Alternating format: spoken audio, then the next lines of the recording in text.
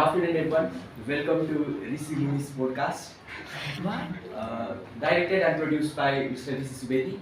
And today featuring me, myself, Aryan and Sheela. So today we're going to talk about. So we are gonna break barriers and talk about technology, controversies, and elections. So first, let's start with a small conversation. Sheela, so what do you think about SE? Are you going to bring 4GP? I don't know. That's a fate kind of thing. I definitely want to bring 4GP, but I don't want to do the alpha. So, I leave that for the fate. For the fate? Yes. So, what about you? I don't know. I think A plus is fine for me.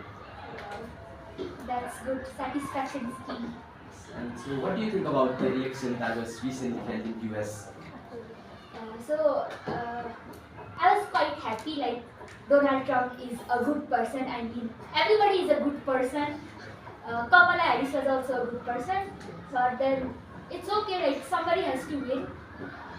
But about this recent election, like there are so many controversies about it. But also it's fine that Donald Trump has won. But like I think there's some kind of kind of bad thing in that US's election system. I feel like it's rigged because I've studied about it. And I feel it's rigged because USA is celebrated as one of the most powerful democratic country in the world, and they only give two parties to actually run for the election. Only Democratic and Republican. Yes, that's so sad. Like there are so many parties. Yes, and Donald Trump is also okay. Like I like this quote, the American first, because it's about our own country. Like if Nepal got one of the politicians that could actually think about Nepal instead of all the world. yes, Nepal's first, and that would be the rocking thing ever. I mean, the amount of votes sometimes doesn't actually matter. Like the electorals actually decide the elections, right? Like Yes. sometimes candidate can bring more votes, but still another candidate is going to be the US president because of the electoral vote. So what do you think about it? That's like Nepal's better. Like in that system, Nepal is better than USA. Like I could tell it wherever, because people said vote. Like electoral people are the spoon of the political parties, and they vote to like whichever party they want according to like so many research and then surveys. It was found that there are certain states who vote for Democrats and certain states who vote for Republicans. That's right. Like only some of the few swing states decides the elections. Most of the states are actually fixed for Republican and Democratic parties. Yes, the people who are like from other country actually gets to decide it. That's so sad. So now, since the Donald Trump is the new president for next 4 years, what do you think is going to be the effect of Donald Trump in the ongoing Russian and Ukraine war?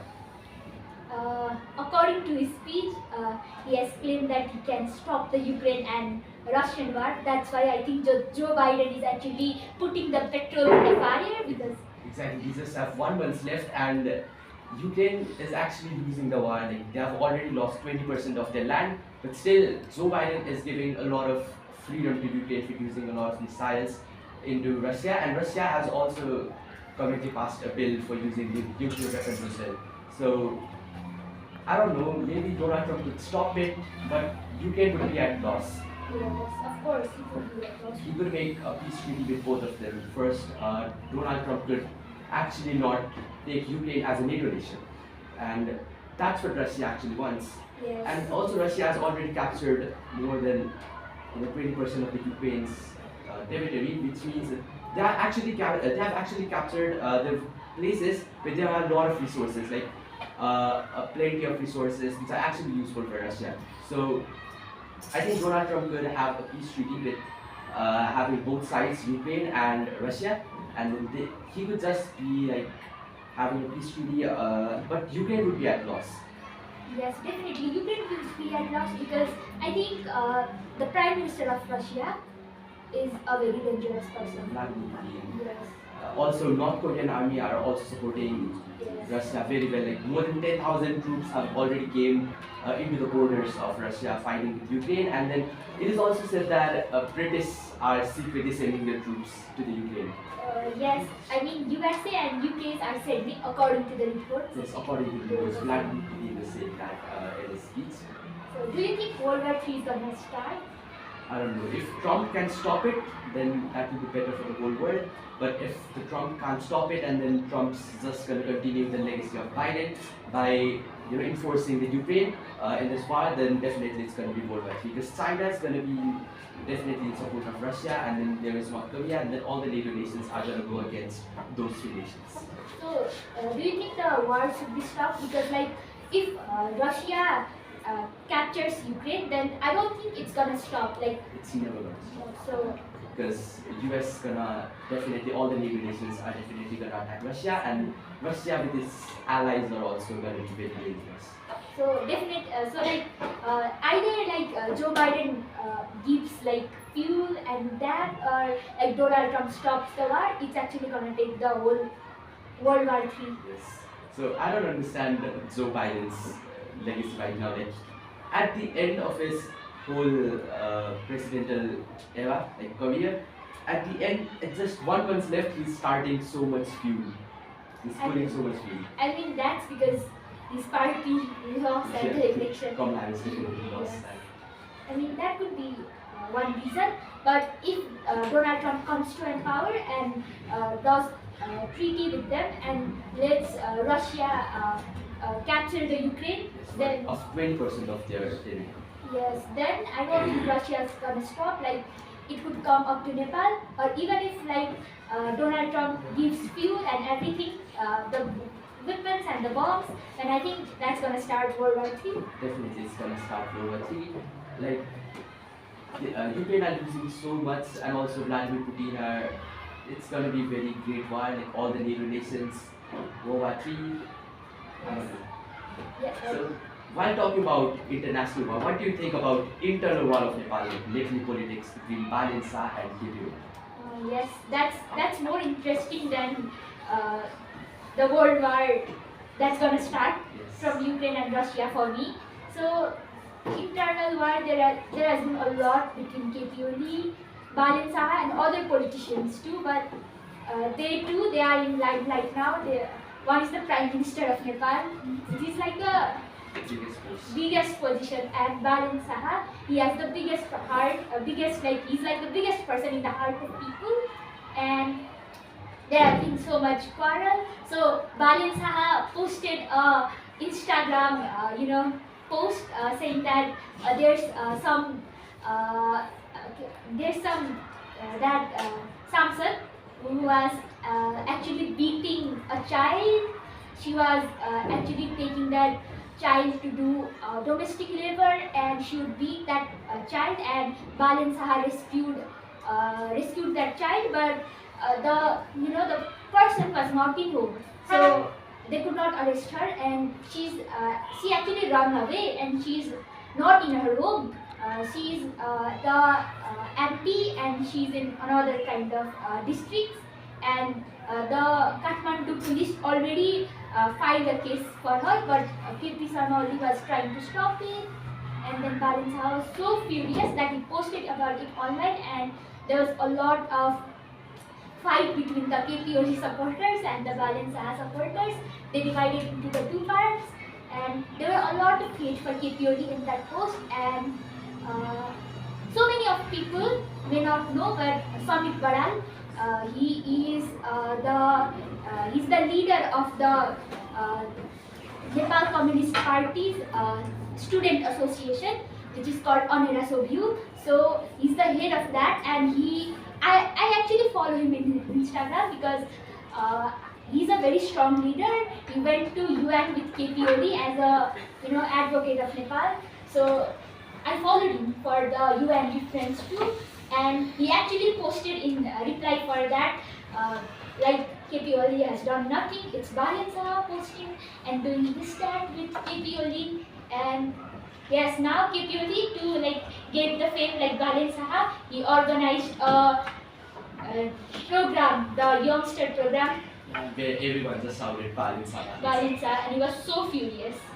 So internal war between KPOD and Balinsa, it's gonna be wild in my case because Balinsa is a person who does not come from any political power, but KPOD has a very strong political support. But it's young, it's the mind of young. We have to change it. In any near future, do you see Balinsa sitting in the position of Prime Minister?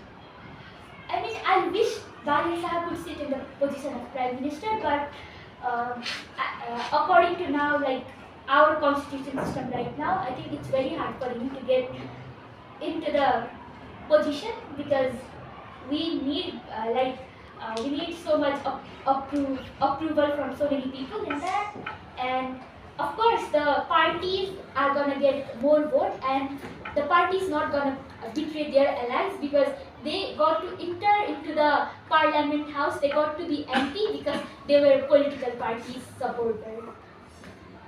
And there was also a recent meeting of KPOD and Elon Musk. You know that, right? Yes. So, I mean, that's actually a really interesting meeting. It is said that it was a meeting for Starlink in Nepal. And I don't know, do you think Starlink will be in Nepal in the upcoming future? I think it's gonna be. So I've actually heard in news that Elon Musk wants to come not as an ISP but more as antenna selling business company.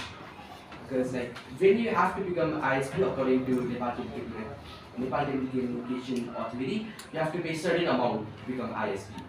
And Elon Musk wants to avoid that. Yes, but that would be so much illegal, and KPOD does that kind of thing. I think we will support him.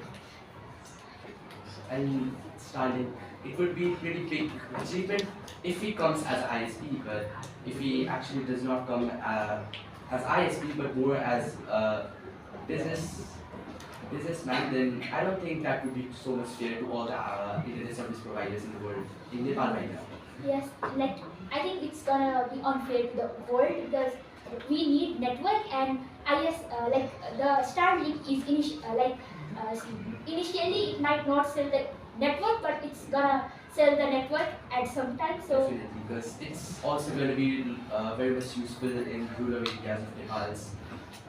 There are no internet in many Himalayan regions because of our topographies. So if Elon Musk's Starlink actually comes in Nepal as ISP, then it would be very helpful for all the Nepalese.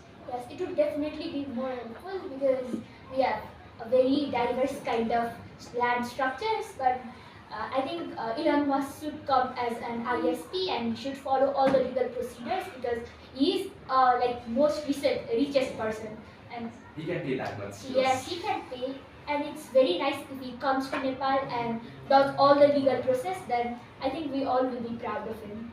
We were talking about internal political war, right? So, do you think those wars actually affect a lot of people, Nepali people who are actually really intelligent and who can actually go a lot far in their life if they actually got support from their politicians and all those parties and all from all the topics. Like for example, Mahavipun, right? He has not got that many support from the government as well. So what do you think about those internal politics and those all kind of people that can actually make Nepal a better country? Yes, I mean internal politics and the war between them is a very use case. Although we might see it as a fun, but it's a very depressing thing for our economy itself.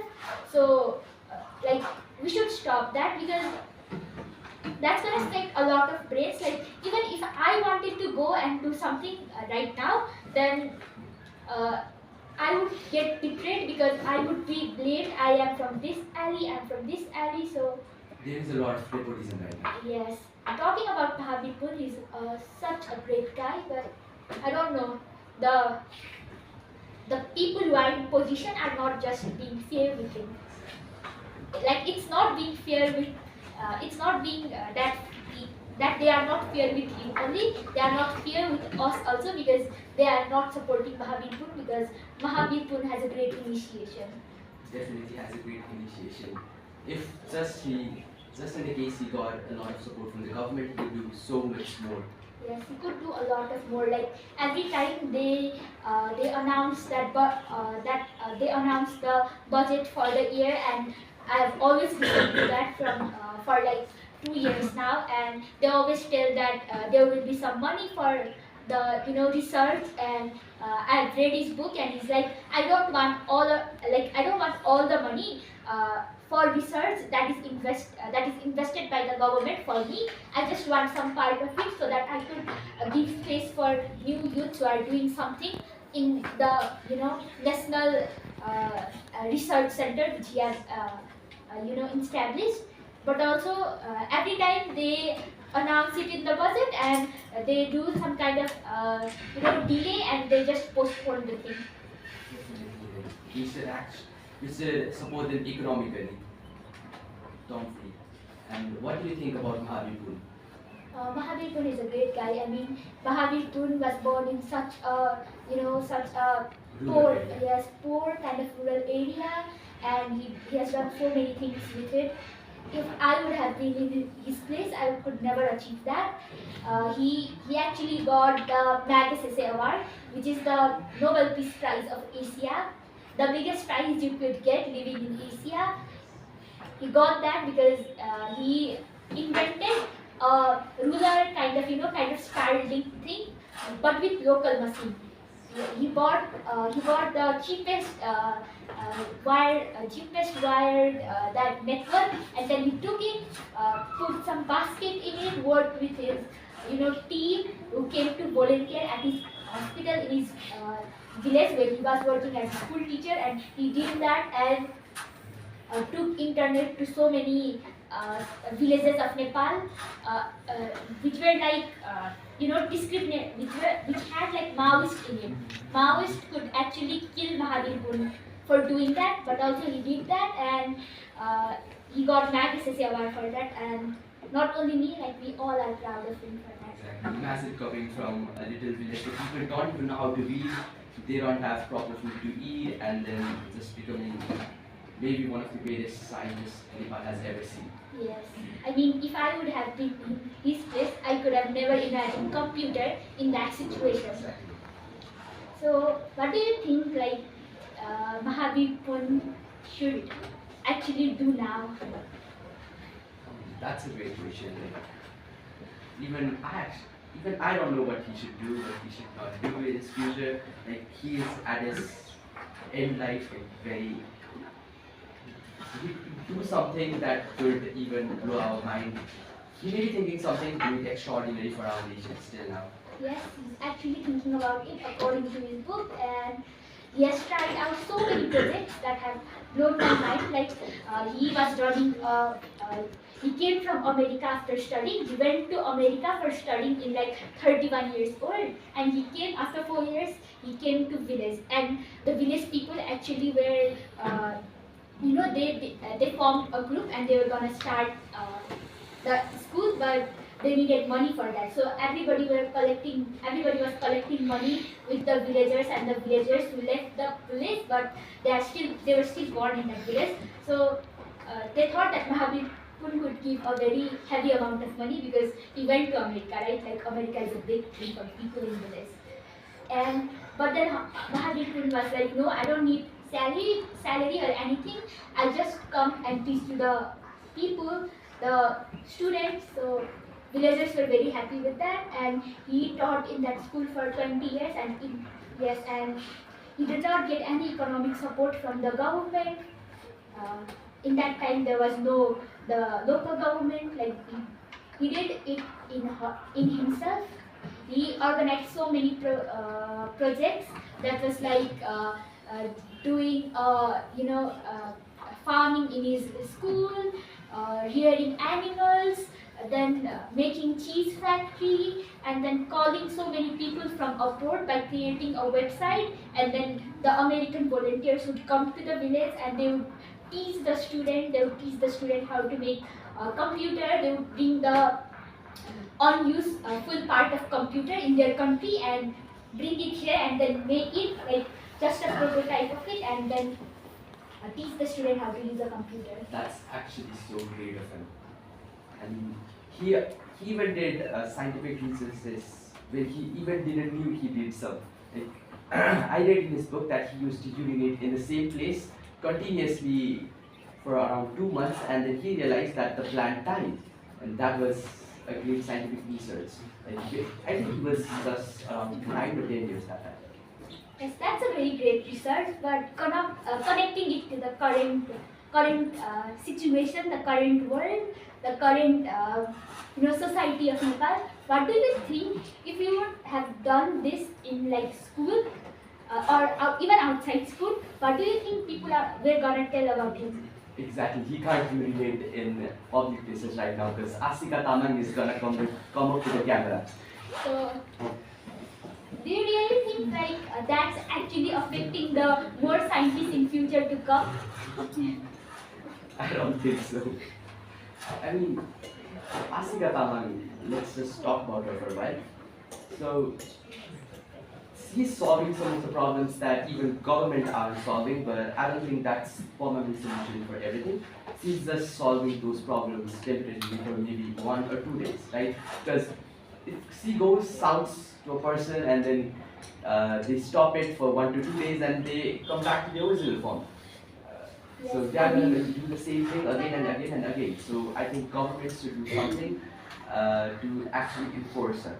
Yes, of course. Like she's doing the right thing, but In the not wrong way. Yes, in the wrong She's way. doing the right thing in the wrong way. Yes. So I heard that she actually she actually had a Facebook group who used to work for the society and its cleanliness.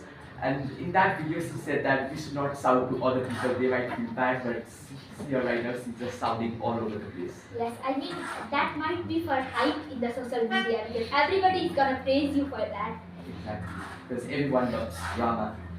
So what do you think that how should the Green and Clean Asika Foundation should actually properly, navigate with the local people and other people to conserve the environment rather than coming in the media and shouting to the people? That's not a great solution to be honest, just coming out and then just shouting.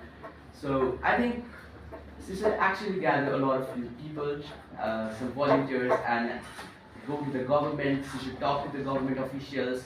She should actually not just shout and then taunt to people, but rather she should search for permanent solutions, which could be like. So what do you think the permanent solutions could be? Because I'm not coming up with anything in my mind. So I think that we have the government because government is not functioning well. We people should actually be aware about it. Like we should be aware like Asika Tamang. We should not shout at media like that, but we should be aware like her. Like she has done a good work in a point. The only thing, the bad thing or the kind of not good thing about her is like coming in the media and shouting to that person. If she does that without camera, I think that would be actually more better. Like if I see you throwing garbage in the road, then I could scold you or I could avoid you, but not using media. Every people can do it, and that's definitely gonna change our politician too.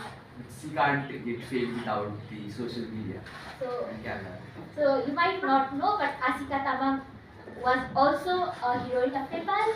Yes, she did a fleet with Aryan, so I don't think she needs a fame by doing those kind of stuff. Exactly. But that film probably flopped a lot, right? Yes, I mean, I've never seen it. Exactly. I've never heard Asika Tamang as a heroine. Yes. Then, so, what do you think about growing sports in Nepal, like anti-IL is currently going on? Yes, it's a great initiative and I love it. I mean, there are so many cricket fans in Nepal, and since the cricket team did well in the competitions, all the Nepalese fans are drooling for their favorite players, and it's a great initiative. I cannot teach you anything, I can just make you think. This was a quote said by Socrates, a Greek philosopher, and that philosopher, I would like to connect with Rishi sir, Mr. Rishimuni. So Socrates was actually a great philosopher. You know about him, right? Yes, he always gave space for learning, for new things. He was very patient, and yes, that's a very good person. He's a very good person to connect with Rishi sir because He actually had a great student, and he gave the students a lot of learning environments. And also, Socrates actually hated democracy. And one time, I still remember, this sir told that he's not a democratic person; he is an autocratic leader. So that's why I thought Socrates would be a great person to connect with him. So, what do you think? Who would you like to connect? so I think I would like to connect Dumbledore. Dumbledore is a character of Harry Potter, and he's the head professor of Harry Potter series. And he actually gives a lot of people space for learning. You know, the wizards people for learning. And there was a special kid who was Harry Potter, the main character himself, and he was the favorite student of the Dumbledore. I might not be the favorite person of Rishi sir, but he has always given me the opportunity. He has made the protagonist of his program always. For me, he has done a lot of things. He has inspired. He has always listened. I am a kind of person who can't listen, and I have like learned a lot of listening skills from him. Whatever I tell, like even if my language is not good or even if my ideas were not good, this sir has always listened to it and he has always applaud it with everybody. So yes, I connect him with Dumbledore. He's a very he listens to everyone but does what feels right, and Dumbledore always did that.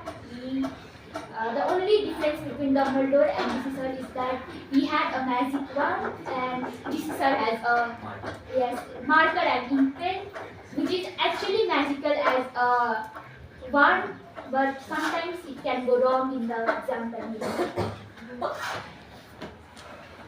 So that's it for today's podcast. We are wrapping up the end of podcast.